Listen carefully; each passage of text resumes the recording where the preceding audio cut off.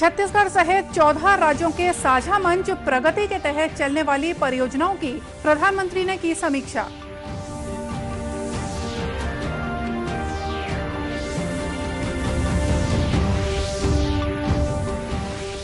केंद्र सरकार आज से शुरू कर रही है असंगठित कामगारों के राष्ट्रीय डेटाबेस पर आधारित ई-श्रम पोर्टल।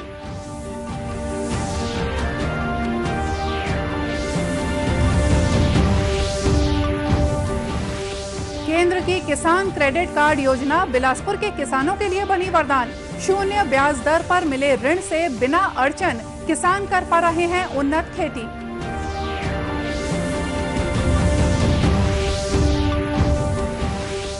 और आजादी के अमृत महोत्सव के तहत गरियाबंद, दुर्ग और रायगढ़ जिले के गांव में लोक कलाकार दे रहे हैं प्रस्तुतियां।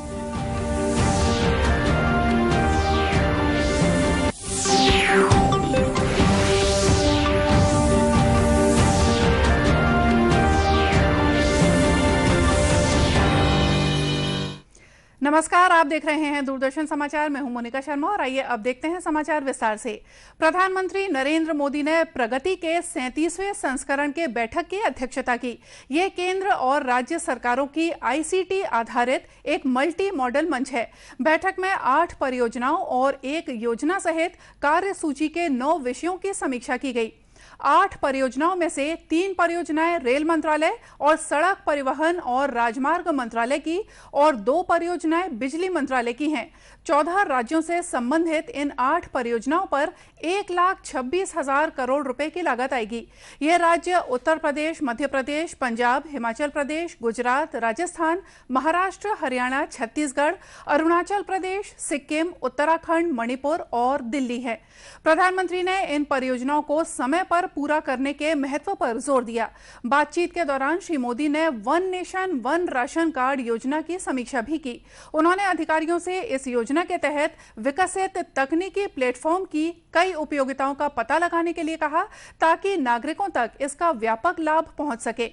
प्रधानमंत्री ने राज्यों के अधिकारियों को निर्देश दिया कि ऑक्सीजन संयंत्र के निर्माण और अस्पतालों में बिस्तरों की उपलब्धता की स्थिति पर नजर रखें। केंद्र सरकार आज से असंगठित कामगारों के राष्ट्रीय डेटाबेस का ई-श्रम पोर्टल शुरू कर रही है। इस पोर्टल में देश के असंगठित क्षेत्र के श्रमिकों का विवरण उपलब्ध रहेगा। श्रम एवं रोजगार मंत्री भूपेंद्र यादव ने ई-श्रम पोर्टल के प्रतीक चिन्ह का अनावरण करते हुए कहा कि असंगठित श्रमिकों की पहचान का विवरण रखे जाने की बहुत जरूरत थी। उन्होंने कहा कि ये पोर्टल राष्ट्र निर्माताओं के रूप में श्रम योगियों का राष्ट्रीय डेटाबेस होगा, जो कल्याणकारी योजनाओं को उनके दरवाजे तक पहुंचाने में मदद करेगा।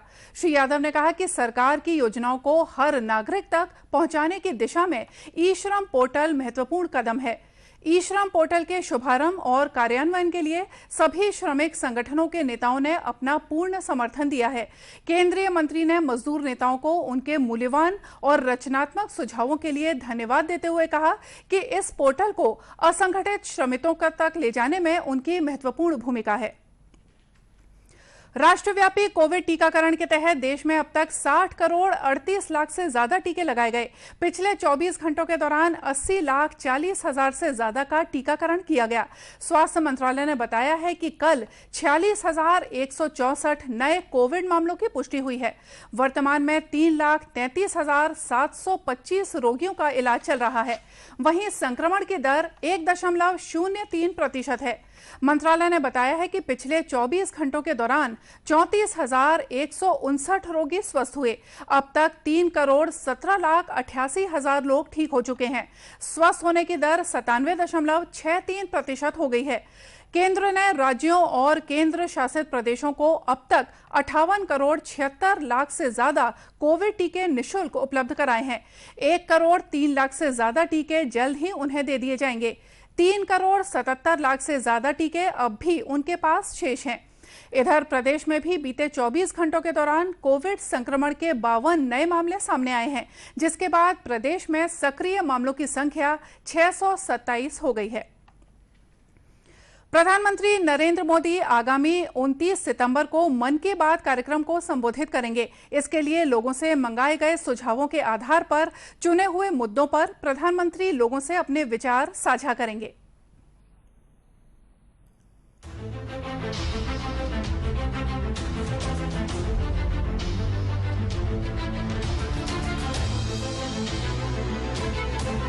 मन की बात।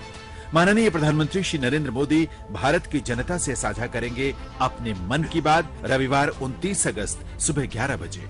आकाशवाणी के सभी केंद्र सभी चैनल इसे प्रसारित करेंगे एक साथ। इसके अतिरिक्त दूरदर्शन के YouTube चैनल और प्रसार भारती के ऐप न्यूज ऑन एयर पर सजीव प्रसारण लाइव स्ट्रीमिंग के माध्यम से। तो याद रखें, रविवार 29 अगस्त सुबह 11 बजे मन की बात। केंद्र सरकार किसानों की आय को दोगुना करने के लिए अनेक योजनाएं चला रही है। इसके तहत आर्थिक अनुदान, कम ब्याज पर ऋण, खाद बीज और खेती के उपकरणों सहित दूसरी सुविधाएं उपलब्ध करा रही है। ऐसी ही एक सुविधा है किसान क्रेडिट कार्ड की। किसान क्रेडिट कार्ड की मदद से लघु और सीमांत किसानों को कम ब्याज पर कृषि ऋण दिया जाता है।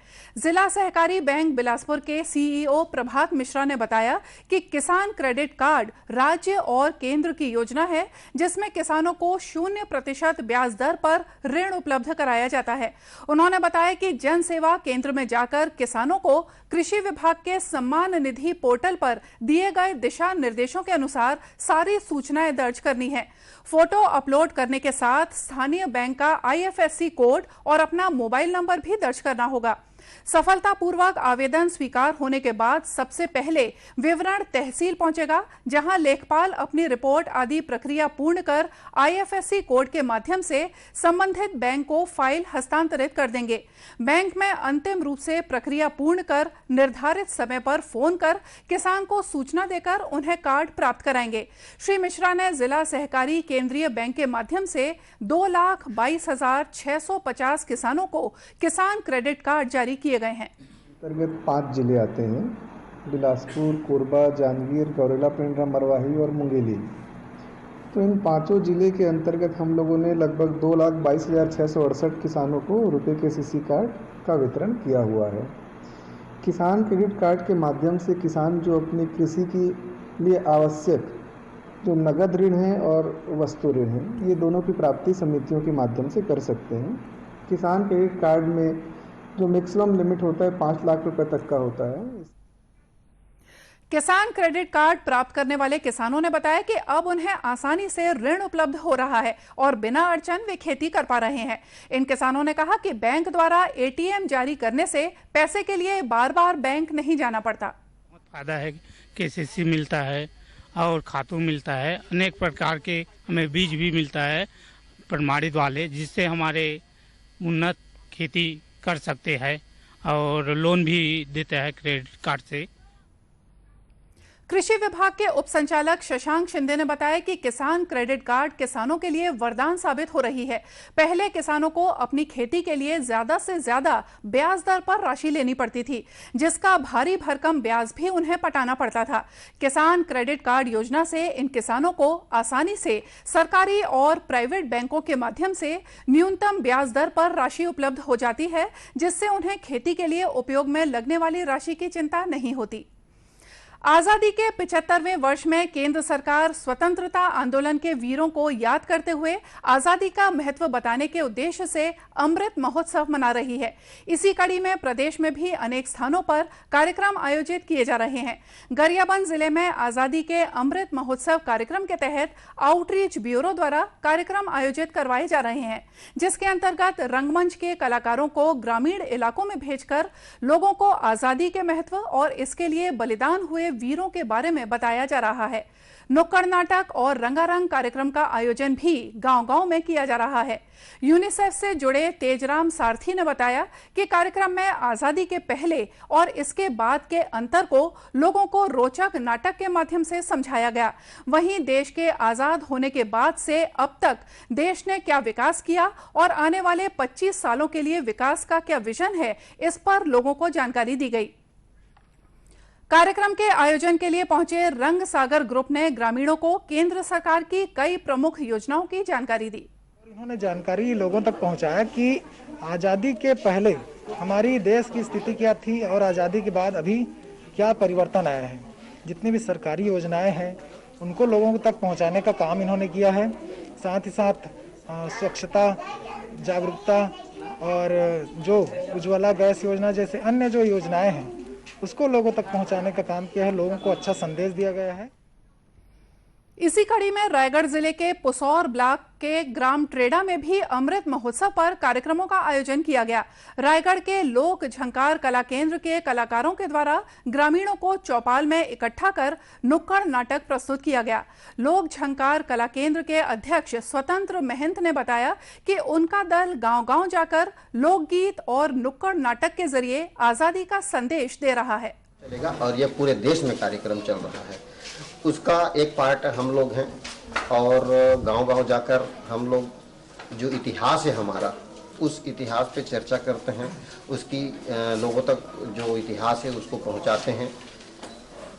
लोक नृत्य के साथ, नाटक के साथ, प्रहसन के साथ कुछ मनोरंजन भी है और कुछ जानकारियां भी है। ये हमारा एक प्रयास रहता है कि लोगों तक जो हमारा गौरवशाली इतिहास है, उस गौरवशाली इतिहास का एक भाग हमारे गांव तक पहुंचे, हमारे गांव के लोगों तक पहुंचे, जो देश के लोग हैं उसको जाने समझे। इसी तरह दुर्ग जिले के ग्राम कोड़िया में भी अमृत महोत्सव का आयोजन किया गया, जहां लोक कलाकारों द्वारा लोक नृत्य और नाटकों की आकर्षक प्रस्तुतियां दी गईं। बड़ी संख्या में गांव के युवाओं, बच्चों और बुजुर्गों ने कार्यक्रम का आनंद उठाया। नेहरू युवा केंद्र दुर्ग के सलाहकार आदित्य भारद्वाज ने बताया कि अमृत महोत्सव का मकसद लोगों को न सिर्फ आजादी के महत्व से अवगत कराना है, बल्कि उन्हें अभियान के तहत फिट रहने के लिए भी प्रेरित करना है। कि हम जिस तरह से हमारे वीर शहीदों ने कठिन परिश्रम करके अपनी बलिदान देकर देश को आज़ाद कराया है, और उस आज़ादी का जो 75वां साल है उसको हम एक उत्सव के रूप में मनाएं। और साथ ही इस कार्यक्रम का उद्देश्य यह है कि हम आज़ादी के अमृत महोत्सव को हम एक फिटनेस के रूप में देखें। इसका एक मूल मंत्र है कि फिटनेस का डोज आधा घंटा रोज। इसके माध्यम से हम नेहरू युवा केंद्र के द्वारा विभिन्न तरह के fitness program, blood donation program, ऐसे हम विविध कार्यक्रम हम आयोजित कर रहे हैं। झंकार कला मंच की कलाकार मनीषा गंधर्व ने बताया कि नृत्य, संगीत और नाटकों के माध्यम से कलाकारों द्वारा लोगों को जागरूक करने का प्रयास किया जा रहा है। छत्तीसगढ़ से हैं हम। आज़ादी कैसे मिली उसके बारे में कुछ बता रहे हैं, कैसे मिली और आज़ादी मिलने के बाद विकास कैसे बढ़ा, हम उसके बारे में बता रहे हैं। गीत और नाटक के माध्यम से ये जानकारी हम लोगों के द्वारा पहुंचा रहे हैं। इस दौरान कलाकारों का सम्मान भी किया गया। आजादी के लिए भारत का शानदार संघर्ष आधुनिक विश्व के महानतम संघर्षों में से एक है। दूरदर्शन समाचार इस शानदार संघर्ष की झलक रोजाना आपके लिए लेकर आ रहा है। जानिए आज की कड़ी में वीर स्वतंत्रता सेनानी सुबोध रॉय के बारे में।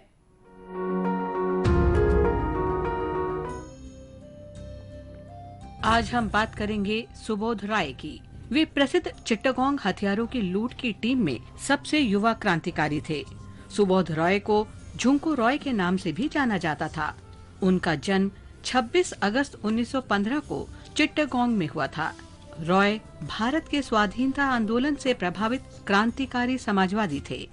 रिवॉल्यूशनरी इंडियन सोशलिस्ट पार्टी के नेता सूर्य सेन ने 1930 में चिट्टागोंग में अंग्रेजों के हथियारों के मालखाने पर छापा मारने की योजना बनाई। योजना के तहत चिट्टागोंग में 2 मालखानों पर कब्जा करना शामिल था। क्रांति की ज्वाला को और तेज करने के लिए धन जुटाने के उद्देश्य से चिट्टागोंग में इंपीरियल बैंक को लूटना और क्रांतिकारियों को जेल से छुड़ाना भी योजना का हिस्सा था। 18 अप्रैल को इस योजना पर अमल किया गया। क्रांतिकारियों के एक समूह ने यूरोपियन क्लब के मुख्यालय पर कब्जा कर लिया। क्रांतिकारी पुलिस के मालखाने के बाहर एकत्र हो गए, जहां सूर्य सेन ने सैन्य सलामी ली, राष्ट्रीय ध्वज फहराया और अंतरिम रेवोल्यूशनरी सरकार की घोषणा की। क्रांतिकारी भोर होने से पहले ही चिट्टागोंग से निकल पड़े और चिट्टागोंग हिल रेंज की तरफ बढ़ने लगे। उन्हें छिपने के लिए सुरक्षित ठिकाने की तलाश थी, लेकिन कुछ ही दिनों में पुलिस ने उन्हें पकड़ लिया। मुकदमे के बाद रॉय को 1934 में पोर्ट ब्लेयर की सेलुलर जेल भेज दिया गया। 1940 में जेल से रिहा होने के बाद रॉय राजनीति में आ गए और भारतीय कम्युनिस्ट पार्टी के सदस्य बन गए।